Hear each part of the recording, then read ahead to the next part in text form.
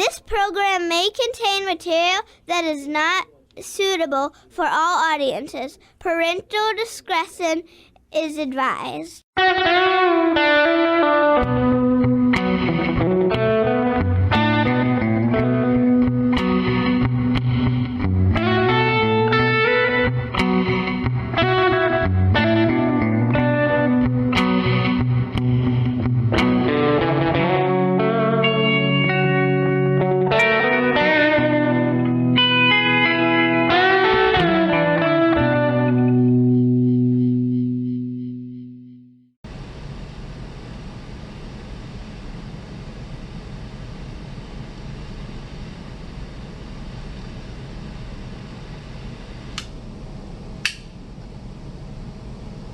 Oh, hey, good to see you. Welcome to Straight Talk with DC Hanna. I am Mr. Hanna.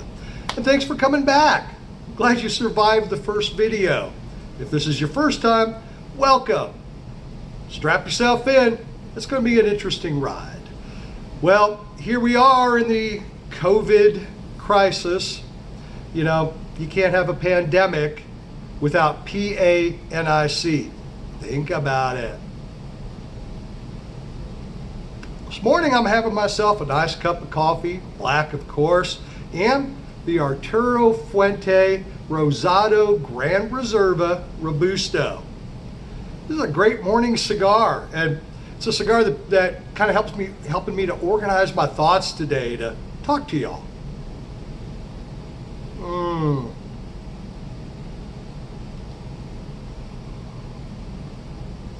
Nice woody flavor with just a touch of nut. The thing about Arturo Fuente tobacco is they all contain just a little bit of peanut. It's a particular strain they grow in the Dominican Republic, and it's powerful good. With my cup of good black coffee, gives me, like I said, a little fuel to make my brain work, so I'm not just sitting around playing with my fuzzy balls. There you go. Well, are you getting stir crazy yet? Are you? Yeah, of course you are. Everybody is. Unless, of course, you're out running around. Which, I know this may sound antisocial, counterintuitive, but you damn well should get out and run around. Just maintain the whole social distance thing. Go for a walk. Go for a drive. Go for a motorcycle ride. Get out of your house. Walk around the house if you need to, if you're afraid of leaving your property. But don't just sit inside eating potato chips and watching TV. Now, if you're a sports fan, all of your good TV is gone. There's no sports this year. I know they said they're going to postpone everything till April or till May, but mark my words. The opening of Major League Baseball is not gonna happen in 3 weeks. It's not. Baseball relies on tickets and television. No tickets, that directly impacts the stadiums. Television directly impacts the teams.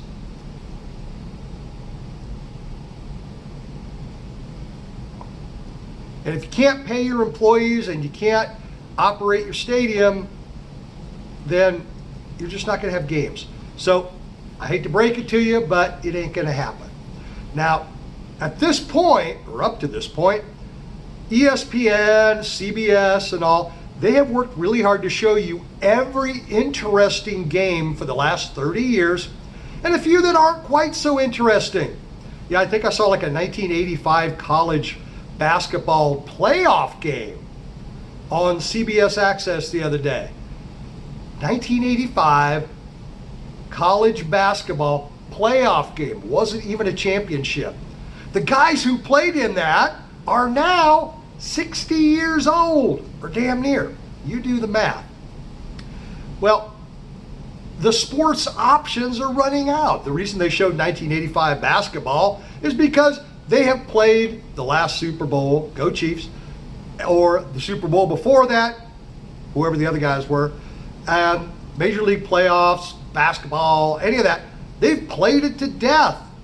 You know, right at the very beginning, every other day they were playing the Super Bowl, the playoffs, AFC playoffs, everything. And you can only watch it so many times before people stop watching. So they dug back in the archives. Now, the archives are done. Like I said, 1985 college basketball. So now they've got to go to lesser options. World Series of Poker, they can't do it because the guys sit too close together. And World Series of Poker draws a crowd. So what do we have now? We now have American Cornhole League. I know you're snickering. With good reason. Cornhole is a thing. Insert gay joke here. Cornhole is a sport.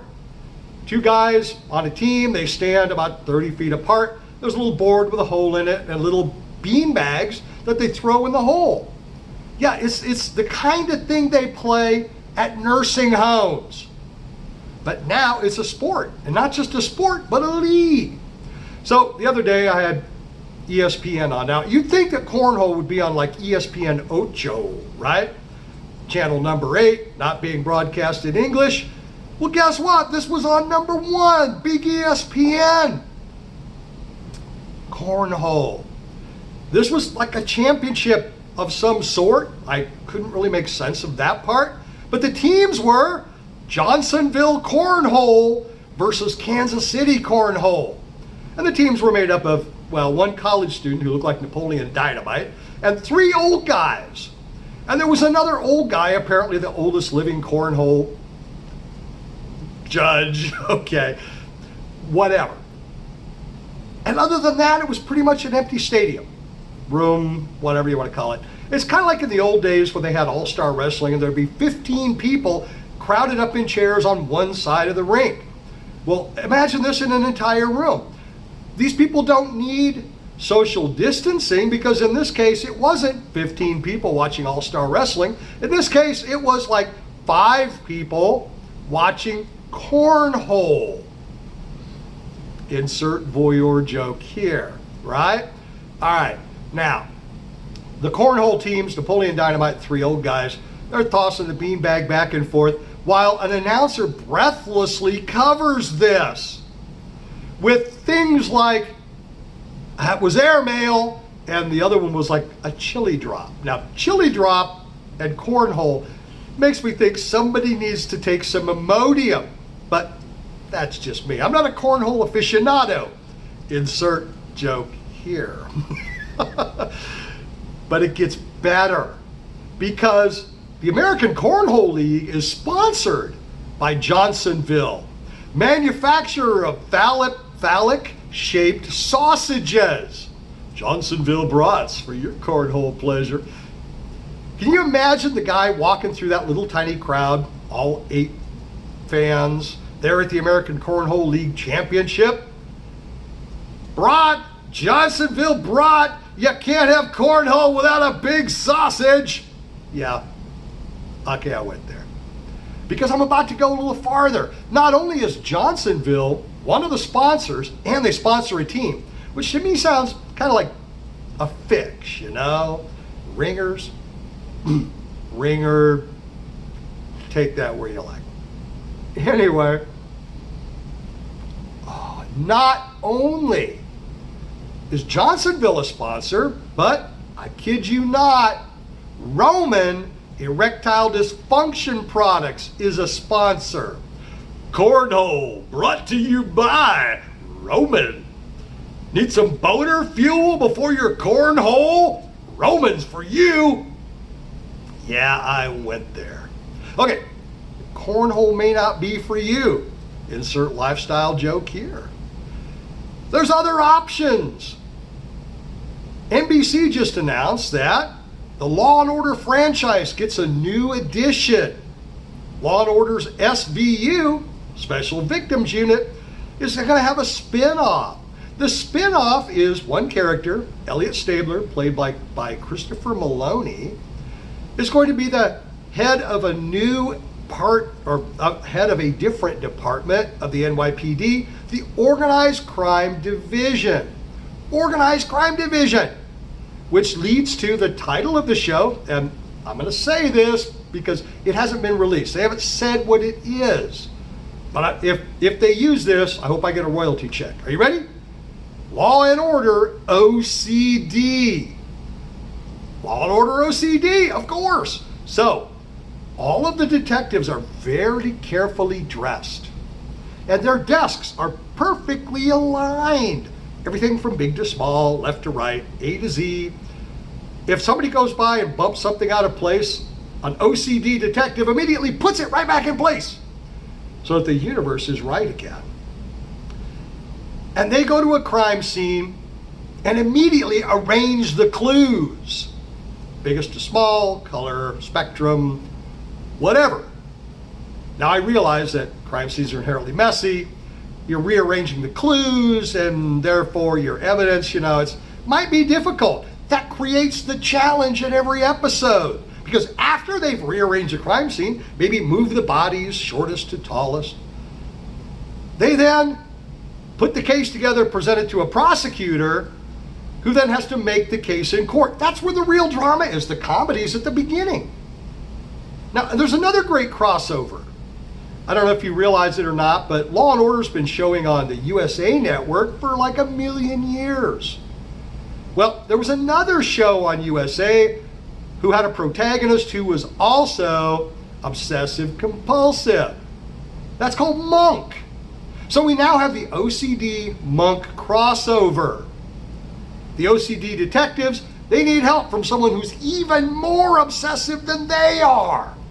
And so they make a phone call, and Monk, the really super obsessive Sherlock Holmes dude, and his blonde keeper, personal care attendant, whatever she was, they have to then travel, which has comic elements of its own, to New York, to the crime scene, to solve the crime using Monk's extra special OCD power. Yeah, OCD. But there's another option now. If this thing goes on too long, Dick Wolf is going to need yet another series. And the times we live in, they give us that opportunity. Law and Order COVID Task Force. When you, the citizen, call 311, the dedicated professionals of the Law and Order COVID Task Force put on their biohazard suits, jump into their black van with police COVID response on the side, roar through the streets of New York, lights and sirens blaring, which would kind of look like a 21st century Ghostbusters, but not the really stupid one that was all girls, but a kind of interesting 21st century Ghostbusters. They roar through the streets and they go to a playground where 2 kids are playing on a swing. Well, they then hose those kids down with a decontamination hose, run them through the decon station, and then take them to juvie. Off they go to Rikers Island, where they're immediately exposed to everybody else who supposedly had the COVID. Or you call 311 and you report that somebody is operating a non-essential business and the COVID task force is on the way. It's lights and sirens blaring, wee, wee, wee, wee, wee, right down the road. Yeah. To go to a corner bodega, a hot dog stand, a florist, or a cigar shop. In they go, biohazard suits with the face mask and the rifles. And they're going to drag that non-compliant owner's ass off to jail. Off to Rikers Island he goes, because you've got to stop the spread of virus by sticking people in close proximity in jail. Doesn't make any sense, does it? Well, if you think about it, almost none of this makes any sense. You've been locked up now for 2 weeks. Why? You've been locked up for 2 weeks to stop the spread, to defeat the virus. Got news for you, Bunky. That virus was around before you and I or our ancestors ever were. This isn't something new. viruses outnumber us. We just don't know because they are, as the scientists like to say, very, very small. But they're everywhere. If you believe the story that one guy ate one undercooked bat, and before that nobody was ever exposed to this particular virus that was endemic in Chinese bats, but never crossed over to people because nobody ever ate an undercooked bat before. Do you feel kind of gullible right now? Yeah, that virus has always been around. At some point in your life, you likely got a little bit sick and then felt better, and you were done. This is perhaps a mutation of that. Get a little bit sick and you feel better. But, oh my God, the press says that 1 billion people a day could die if we don't lock ourselves in our homes. Wear a mask. Wear gloves everywhere. Drink gallons of hand sanitizer. And by hand sanitizer, of course, I mean vodka. You're being led around by the nose. The things they're telling you shouldn't make sense to you. And it's not because they're experts and scientists you should automatically accept it.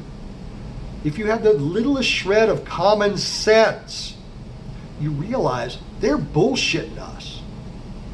There's no greater agenda. I don't think there is. Instead, they're incompetent. The best people never work for government. You may like Dr. Fauci. He seems like a nice guy. Ultimately, he's a bureaucrat. He's not some doctor soldier out there with a sword in one hand and an M16 in the other shooting viruses. He's a bureaucrat. He runs a department of the government. His job is to tell you what the government wants you to hear, or what the, okay? The nice lady doctor, the retired Army colonel next to him, she's smart too, no doubt. But she's also, if she's spending an hour prep time a day and an hour talking to the press, guess what she's not doing? She's not fighting viruses. She's a spokesperson. She's the head Fred of her department. They're not great warriors. They're public relations people. Get out of your house. Live some life. If you're concerned about touching people, don't. As a rule, don't lick strangers. If you feel more comfortable wearing a mask, guess what? The mask is to protect other people from you. From your coughs, your sneezes. You spit when you talk. And believe it or not, you do. That's what the mask does. It doesn't protect you from people's drops. It protects people from your drops. That's why surgeons wear masks in surgery, so they're not drooling into the surgical field. Oh, sorry, I drooled in your appendectomy. It'll be okay. We'll wash it out. That's why they wear a mask. And they're around real killer germs all the time. The N95 mask blocks 95% of particles. But that's for you to not spit on people. So my advice for today, don't lick strangers and don't spit on people. We'll all be a lot happier and we'll get through this sooner. Well, I talked enough. I let this very fine cigar go out.